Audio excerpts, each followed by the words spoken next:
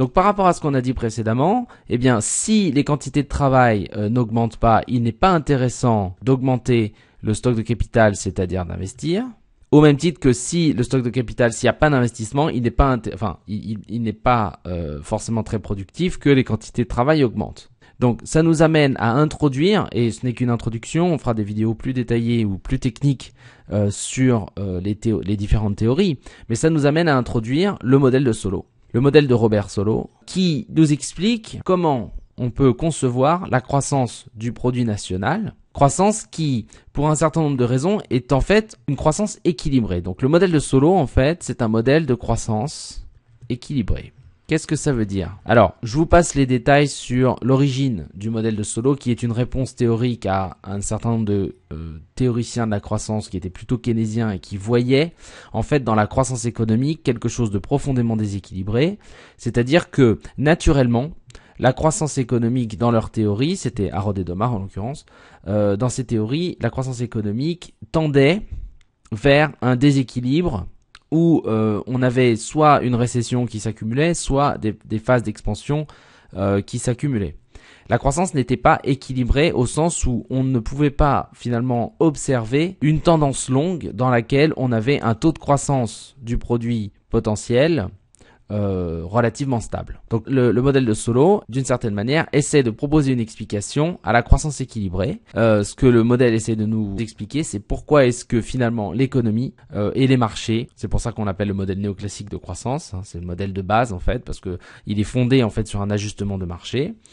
Pourquoi est-ce que le marché et le rôle des prix mènent en fait un pays à une croissance, à un taux de croissance qui sera un taux de croissance équilibré relativement constant. Et cet équilibre, en fait, il implique en fait que le taux de croissance du travail, delta L sur L, le taux de croissance donc des quantités de travail en pourcentage, sera égal en fait au taux de croissance du stock de capital, qui sera en fait égal en première analyse, hein, dans un premier temps, au taux de croissance du produit potentiel. Ça va être ça, la croissance équilibrée. C'est-à-dire, Solow va nous expliquer qu'en fait, l'économie tend progressivement à un taux de croissance du revenu potentiel qui va être exactement identique au taux de croissance du stock de capital, lequel croît de manière identique au même taux que les quantités de travail dans une économie. Donc voilà, on a une certaine notion de l'équilibre entre ces différentes variables. Et ce taux-là de croissance, c'est un taux qu'il appelle le taux naturel. Alors, je ne sais pas si c'est lui ou si c'est ceux qui ont interprété ou écrit cette théorie dans les manuels, mais peu importe. C'est ce qu'on appelle, c'est ce que vous trouverez sous la dénomination de taux naturel. Si vous regardez, en fait, ce taux naturel, il est assez simple.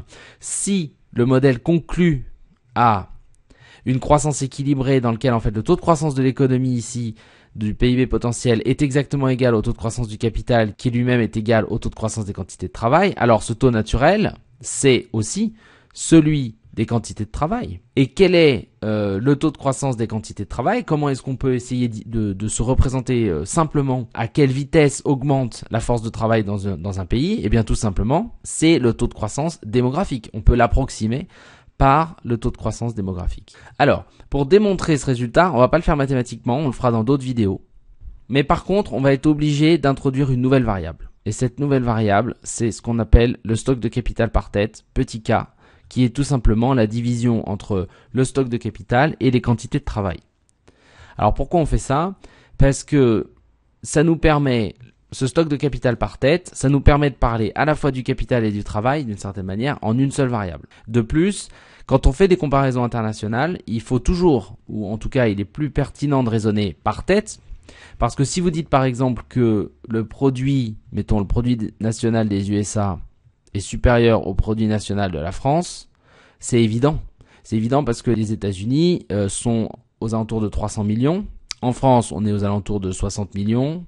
On tend vers 65, 66, je sais plus. Bon, bref. Mais en tout cas, vous voyez un ordre de grandeur de 5. En gros, les États-Unis sont 5 fois plus peuplés que nous.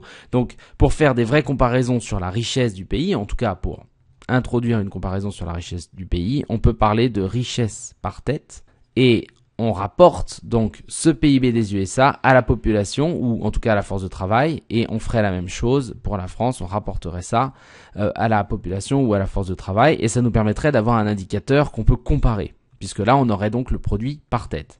Ce produit par tête, il se note petit y et donc il divise, comme je l'ai dit, le produit divisé par la force de travail ou le nombre d'individus.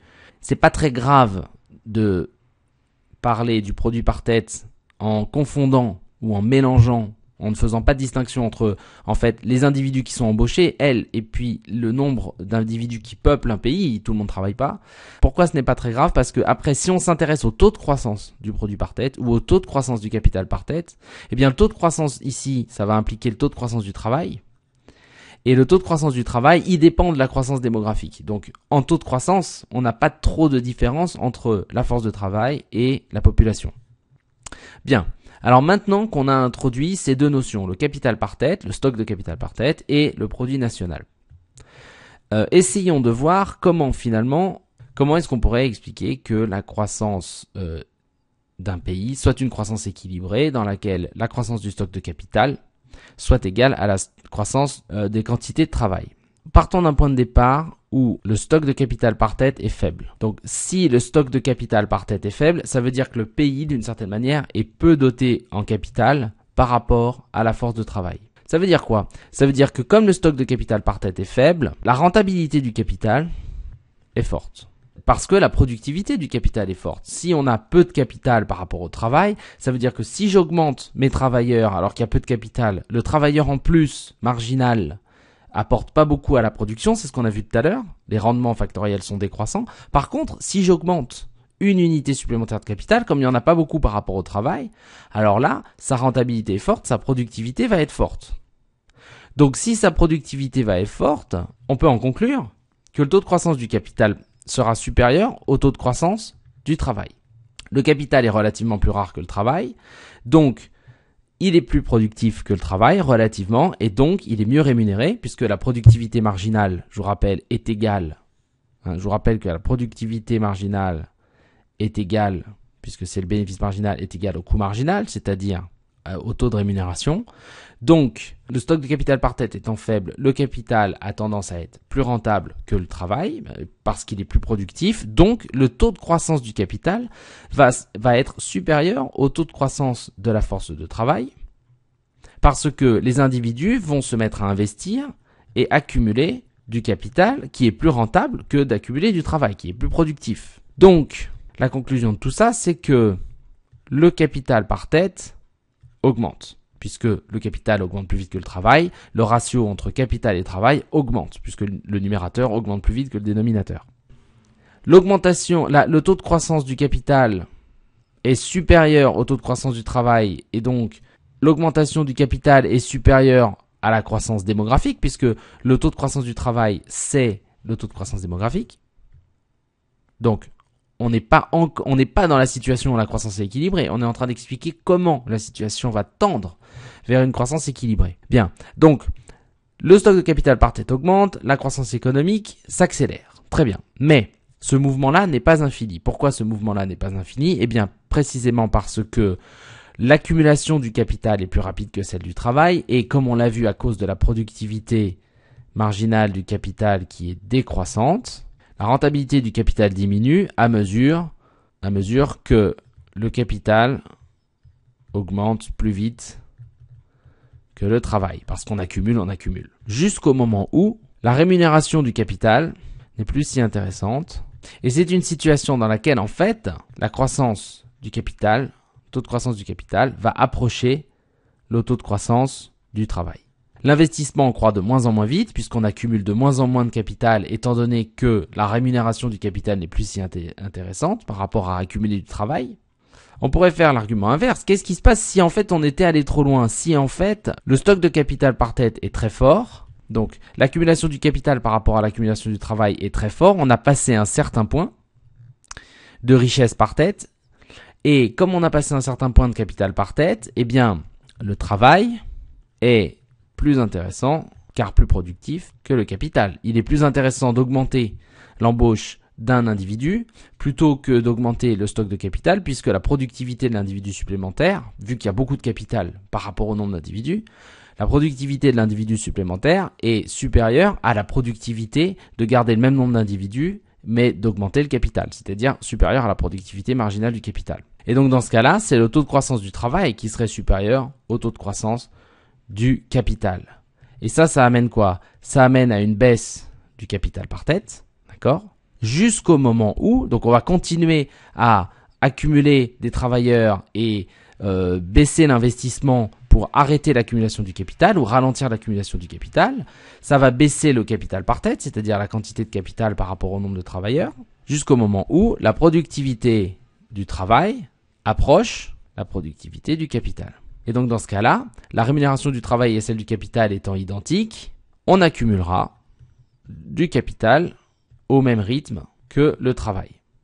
Et ce rythme, c'est le taux de croissance démographique de la population, puisque ça c'est égal à ça, et ça, le taux de croissance du travail, c'est égal à le taux de croissance démographique, eh bien l'économie croît au taux naturel n. Et c'est ça la croissance équilibrée. C'est-à-dire qu'il y a des forces de marché qui font que quand le capital par tête est faible, on va accumuler du capital par tête parce que sa rentabilité et sa productivité est supérieure à celle du travail, jusqu'au moment où il n'est plus intéressant d'accumuler plus vite le capital, et donc jusqu'au moment où le capital par tête ne s'accumule plus. Quand le taux de croissance du capital par tête est de 0, ça veut dire que le taux de croissance du capital est égal au taux de croissance des têtes, c'est-à-dire au taux de croissance de la force de travail. Et là, c'est la croissance équilibrée. Et donc, on va montrer dans la vidéo prochaine pourquoi est-ce que si vous avez un taux de croissance du capital et du travail qui est identique, eh bien le taux de croissance de l'économie, du produit potentiel, sera la même.